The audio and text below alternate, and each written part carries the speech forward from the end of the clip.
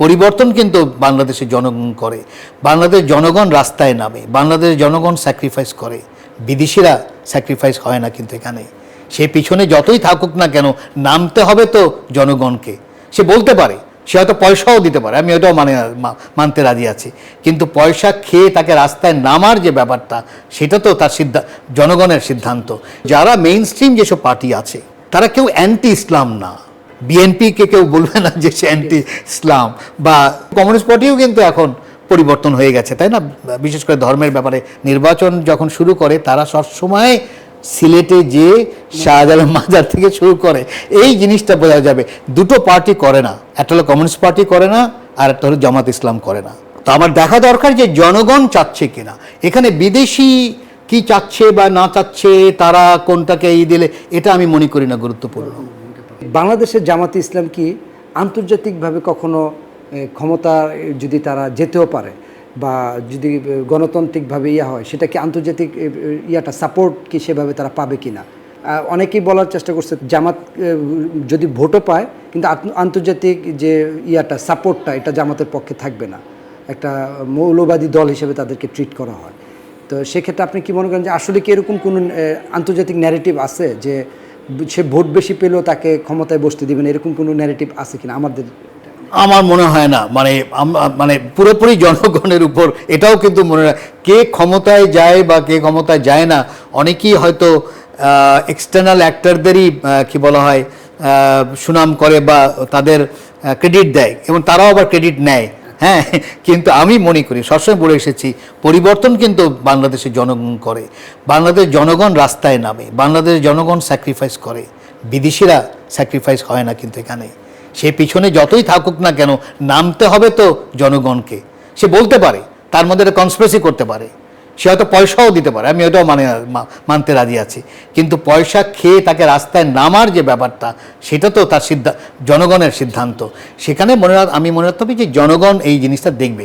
যেটা আমরা দেখেছি, যদি আমি পাকিস্তানে যেহেতু জামাত ইসলাম রাজনীতি করে, এখানেও রাজনীতি করে, ভারতেও রাজনীতি করে, তারা নির্বাচনকে, জনগণকে ভোট নেওয়ার যে বিষয়টা, সেই জায়গায় তারা বড় আকারে করে উঠতে পারে না বিভিন্ন কারণে। বাংলাদেশে যেটা একটা কাঠামোগত আমার মনে হয় সমস্যা, যেটা দেখতে চায় না, সেটা হলো যারা মেইন স্ট্রিম যেসব পার্টি আছে তারা কেউ অ্যান্টি ইসলাম না। বিএনপিকে কেউ বলবে না যে সে অ্যান্টি ইসলাম, বা অন্য পার্টিগুলো আমি ধরি, বড় বড় যেসব পার্টি আছে, কমিউনিস্ট পার্টি হয়তো বলা যায়, কমিউনিস্ট পার্টি তো নেই বলতে, এবং কমিউনিস্ট পার্টিও কিন্তু এখন পরিবর্তন হয়ে গেছে, তাই না? বিশেষ করে ধর্মের ব্যাপারে তারাও পরিবর্তন হয়ে গেছে। কিন্তু মেইন পার্টি যেগুলো বড় বড় পার্টি, কেউ কিন্তু অ্যান্টি ইসলাম না, বরং তারা সবসময় নির্বাচন যখন শুরু করে, এটাও বলেছি, নির্বাচন যখন শুরু করে তারা সবসময় সিলেটে যে শাহজালাল মাজার থেকে শুরু করে, এই জিনিসটা বোঝা যাবে। দুটো পার্টি করে না, এখানে বলে রাখি, একটা হলো কমিউনিস্ট পার্টি করে না, আর একটা হলো জামাত ইসলাম করে না। কারণ জামাত ইসলামের সাথে আবার সুফির একটা ঝামেলা তৈরি আছে। ওই ঝামেলা নিয়ে বাংলাদেশের জনগণ কিন্তু প্রচণ্ডভাবে সুফি কেন্দ্রিক, কাঠামোগত, ঐতিহাসিকভাবে, যেটাই পছন্দ করি বা না করি, আমি একাডেমিক হিসেবে বুঝাচ্ছি। তো আমার দেখা দরকার যে জনগণ চাচ্ছে কিনা। এখানে বিদেশি কি চাচ্ছে বা না চাচ্ছে, তারা কোনটাকে দিলে, এটা আমি মনে করি না গুরুত্বপূর্ণ। কোর্টের রায় হলো যে সংবিধানে তত্ত্বাবধায়ক সরকার এবং গণভোট আবার যুক্ত হয়েছে, বাংলাদেশ এখানে কতটুকু উপকৃত হলো? তত্ত্বাবধায়ক সরকার খুবই গুরুত্বপূর্ণ একটা কাঠামো ছিল আগেও, যেটা নিয়ে সবসময় এটা নিয়ে রীতিমতো হ্যাঁ আবার এখন দেখা দরকার যে আবার কিভাবে এটাকে সাজানো হবে।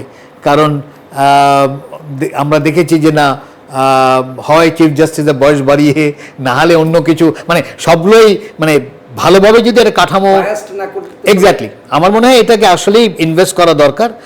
দুটো জিনিস, একটা হলো নমিনেশনের ব্যবসাটা বন্ধ করা দরকার, এটা হলো খুব ইম্পর্টেন্ট, যেটা অনেকে বুঝতে পারছে না। যতটা না সমস্যা রাজনীতিবিদ, তার চেয়ে কিন্তু সমস্যা যখন ব্যবসায়ীরা রাজনীতিবিদ হয়ে যান।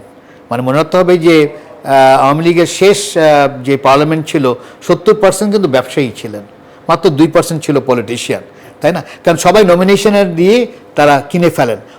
ওই জায়গায় আমার মনে হয় পরিবর্তনটা করা দরকার। তবে কোনো সন্দেহ নাই, এই ধরনের কাঠামো যে কেয়ারটেকার সরকার থাকতেই হবে নির্বাচনে, আমি মনে করি যে বড় একটা পরিবর্তন হয়তো হতে পারে ভবিষ্যতে। আওয়ামী লীগের প্রসঙ্গটা যেহেতু আসছে সেখানে একটু জানতে চাচ্ছিলাম যে এই যে সাবেক প্রধানমন্ত্রী শেখ হাসিনা উনি বাংলাদেশে আসবে, অনেকে বলতেছে যে আগস্ট সেপ্টেম্বরের মধ্যে চলে আসবে অথবা ডিসেম্বরের মধ্যে আসবে। এটা আসলে বাস্তবতা কতটুকু আপনি মনে করেন, যেহেতু আপনি বিভিন্ন অ্যাঙ্গেলে গবেষণা আপনার আছে?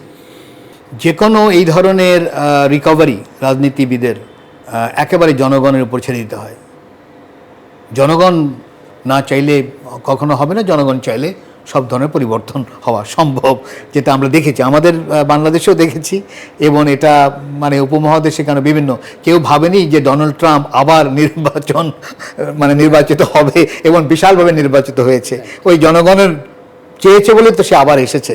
তো আমি মনে করি যে পুরোপুরিটাই কিন্তু জনগণের উপর নির্ভর করছে, জনগণ কিভাবে রাজনীতি দেখবেন এবং কিভাবে তার চিন্তাভাবনা পরিবর্তন করবেন।